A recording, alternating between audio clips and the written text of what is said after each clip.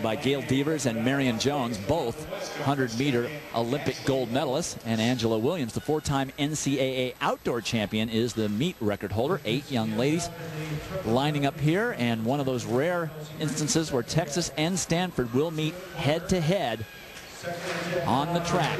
We talked about how young this crowd is. You know, 7 of these 8 are underclass women. The only senior, you're looking at Shalonda Solomon, is Ginny Powell. And there's Powell off to the left of Marchevette Hooker. Hooker will be racing out of lane 5. And Ginny Powell, the senior, 5'11", 158 pounds of power. This woman can get out despite being that tall and that powerful. She will be in lane 6. 3 of these women in this race have already won individual titles. Powell won the hurdles. Solomon won the 200. Hooker won the long jump and was 4th in the 200. So a lot of NCAA titles here in 2006 already coming to the starting line in this women's 60-meter dash, and point implications for both Texas and Stanford on the line.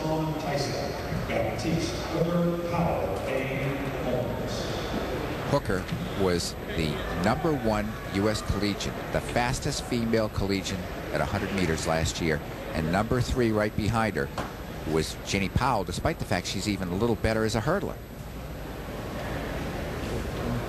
Hooker is in lane 5 in white, and Powell is in 6.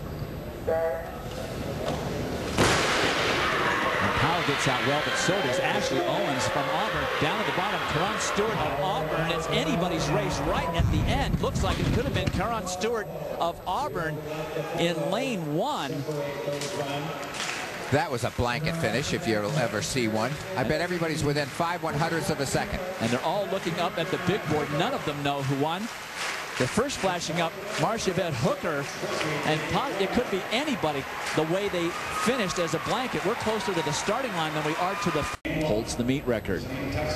8 athletes in this final, and 2 Texas runners, and an LSU runner, and a Florida State runner. So some big point implications here as we look at Trey Griffin, who will start in lane 1, a senior from Texas. Griffin had a time of 6.67 seconds. Kelly Willie, the Olympic gold medalist in Athens on the 4x4 relay, makes it in the sprints here, no less. And Walter Dix is one of the 2 men to watch. And boy, the tension between he and the guy next to him, Jacob Norman, is huge. There is Norman that you see in the green uniform right beside Walter Dix. Well, Dix has already won the 200 meters here. Texas in the team hunt, trying desperately to catch Arkansas, and Florida State still has an outside chance if Walter Dix can make some magic here in the 60. Right, let me just kind of set what may happen here. I'm guessing, of course. In lane 5, Walter Dix. In lane 4 is Jacob Norman, closer to the camera in all green. Taller, more angular. Both men from 30 meters on have sensational speed. That is Dix you're looking at right now. And to the right of the on the camera, in the next lane over, is Jacob Norman with the fastest collegiate time in the country here for 60 meters. And this is going to be a burner. Both guys get out evenly. It'll be amazing to see who can lift the best and who has the fastest top-end speed.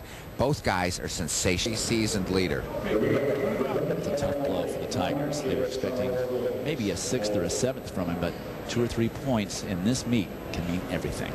And you know, very tough for Willie as a person. Dix is in 5. Norman is in lane 4, center of the track. Terrible start for Norman. Jamie Amole got out great. Now here comes Norman back after a horrible start and blows the field away. Incredible. He got out maybe next to last from the way I could see it. The start was slightly blocking my view, but he did not react.